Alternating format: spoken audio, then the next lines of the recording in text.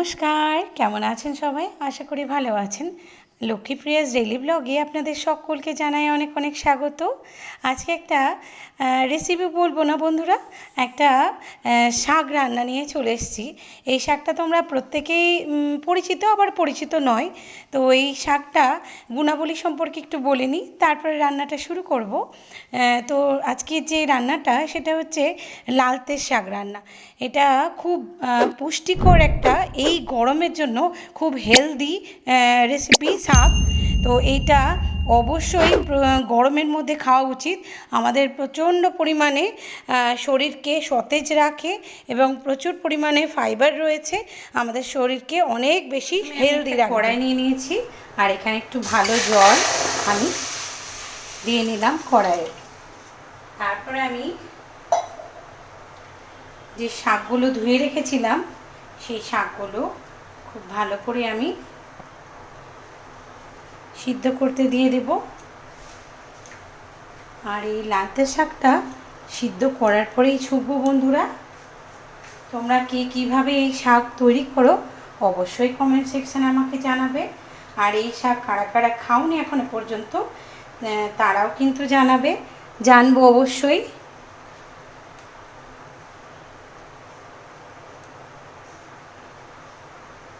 চলো আমি একটু সিদ্ধ করতে দিয়ে দিলাম।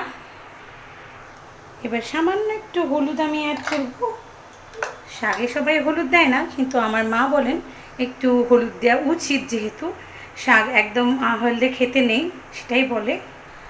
আর সঙ্গে এই নুন একটু অ্যাড করব। এবার আমি ভালো করে নেড়ে ছেড়ে ফুটতে দিয়ে দেব, একটু সিদ্ধ হতে দেব ভালো করে। আর এই জলটা কিন্তু বন্ধুরা একদম ফ্রেশ জল নেবে, এই জলটা কিন্তু শেষ পর্যন্ত থেকে যাবে শাকে। তো চলো এবার ঢেকে দিই, একটু সিদ্ধ হতে ঢেকে দিলাম কিছুক্ষণের জন্য। দেখো আমি 10-15 মিনিট পরে চলে এসেছি। এই দেখো একদম সিদ্ধ হয়ে শাকটা ছোট হয়ে গেছে। ভালো করে আরেকটু সিদ্ধ করে নেব। আর এই শাক খাওয়া খুবই উপকার, আমাদের শরীরটাও ঠান্ডা রাখে। আর প্রচুর হাই ফাইবার যুক্ত এই শাক আমাদের শরীরকে কষা যে কনস্টিপেশন হয় বা আমাদের শরীরকে ঠান্ডা রাখতে এই শাক কিন্তু খুব উপকারী। তো আরেকটু সিদ্ধ হতে দিয়ে দেব বন্ধুরা। দেখো আমার শাকটা পুরো কমপ্লিট হয়ে গেছে, এই যে একদম নরম হয়ে গেছে, শাকটা সিদ্ধ করা হয়েছে।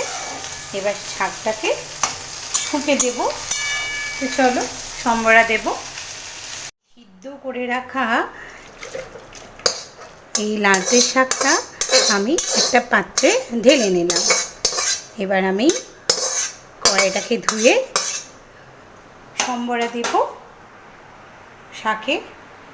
আর এখানে আমি শাকে কী সম্বরা দিব তোমাদের একটু দেখিয়ে নিই। এখানে আমি কয়েক কোয়া রসুন নিয়ে নিয়েছি, ছাড়িয়ে নিয়েছি। আমি 2টো কাঁচা লঙ্কা নিয়েছি আর 5 ফোড়ন। আর আমি এই যে ছোলাটা সিদ্ধ করে নিয়েছি বন্ধুরা, তোমরাও ছোলাটা সিদ্ধ করে নেবে আগে থেকে। তো চলো আমি এবার শাকটা সম্বরা দিয়ে নিই। এবার আমি কড়াইটা আবার বসিয়ে দিয়েছি, কড়াইটা আমার গরম হয়ে গেছে। এবার আমি তেল দিয়ে দেব। এখানে আমি সর্ষের তেল ইউজ করছি, আপনারা চাইলে সাদা তেলেও ইউজ করতে পারেন।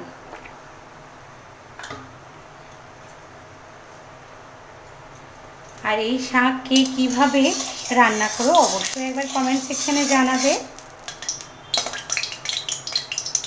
তো আমি তেলটা একটু গরম হতে দেব। তো তেলটা আমার ভালোই গরম হয়ে গেছে। এবার আমি ফোড়ন দিয়ে দেব। এখানে 5 ফোড়ন দিয়ে দিলাম। আর এই যে কেটে রাখা লঙ্কাগুলো ফোড়ন দিয়ে দিলাম। আর থেতো করা এই রসুনগুলো আমি দিয়ে দিলাম।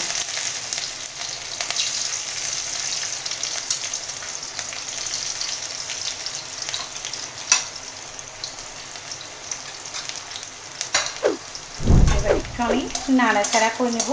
হালকা একটু ব্রাউন কালার হবে রসুনটা, তখন আমি শাকটা অ্যাড করে দেবো। তো দেখো হালকা একটু ব্রাউন কালার চলে আসছে।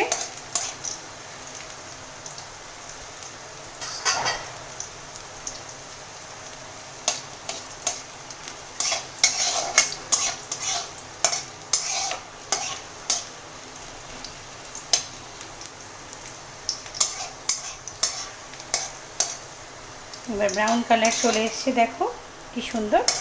এবার আমি শাকটা অ্যাড করে দেব। খুব সুন্দর একটা রসুনের গন্ধ বেরিয়েছে। এবার আমি শাকটা অ্যাড করে দিলাম।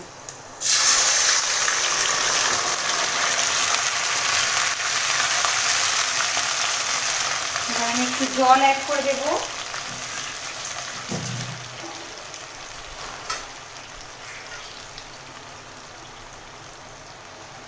এই শাক হলে আমার মেয়ে আর কিছুই খেতে চায় না। এই শাক আমার মেয়ের বড্ড প্রিয়। আর এইভাবে করলে যে কেউ কিন্তু এই শাক চেটেপুটে খাবে। আবারও আমি একটু ফুটতে দেব যাতে রসুনের গন্ধটা শাকের মধ্যে খুব ভালো মতো মিশে যায়।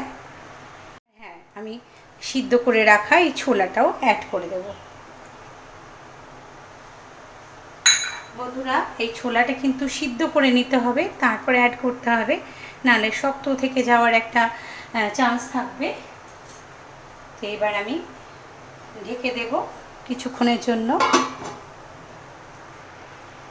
এবার আমি যে পরিমাণ একটু নুন দিয়েছিলাম সিদ্ধ করার সময়, এবার আমি আর একটু নুন এখানে অ্যাড করব। এই যে এই পরিমাণ মতোই নুনটুকু দেব। আর সামান্য একটু আমি এখানে চিনি অ্যাড করব। আপনারা চাইলে চিনিটা স্কিপ করতে পারেন। এখানে সামান্য চিনি আমি অ্যাড করে দিলাম। আপনাদের ভালো না লাগলে বন্ধুরা চিনিটা স্কিপ করতে পারেন। ব্যাস, আমার রেডি হয়ে গেল পুষ্টিগুণ সমৃদ্ধ লালচের শাক। এই গরমে পেট ঠান্ডা রাখতে এবং ভরপুর পুষ্টিগুণ রয়েছে এর মধ্যে, খেলে একদম খুব ভালো একটা হেলদি আমাদের রেসিপি। এই গরমের জন্য অবশ্যই এইভাবে একবার ট্রাই করবে। তো রেডি হয়ে গেছে লালচের শাক। তো চলো, আমার রেডি হয়ে গেছে লালচের শাক। তো এইভাবে বন্ধুরা অবশ্যই একবার করবে। এই হেলদি শাকটা অনেক উপকারী। আমাদের এই গরমে শরীরকে ভালো রাখতে এই ধরনের শাক কিন্তু খাওয়া উচিত। অবশ্যই এভাবে কারা কারা লালচের শাক খাওনি, কারা কিভাবে রান্না করো অবশ্যই কমেন্ট সেকশানে জানাবে। তোমাদের অপেক্ষায় রইলাম। তো তুমি যদি আমার নতুন বন্ধু হয়ে থাকো তাহলে আমার চ্যানেলটাকে সাবস্ক্রাইব করে পাশে থাকা বেল আইকনটি প্রেস করতে ভুলো না। আর তুমি যদি ফেসবুক থেকে দেখে থাকো তাহলে আমার প্রোফাইলটা ফলো করতে ভুলো না। দেখা হবে আরেকটা নতুন ভিডিওর সাথে। ততক্ষণের জন্য ভালো থেকো, সুস্থ থেকো। নমস্কার।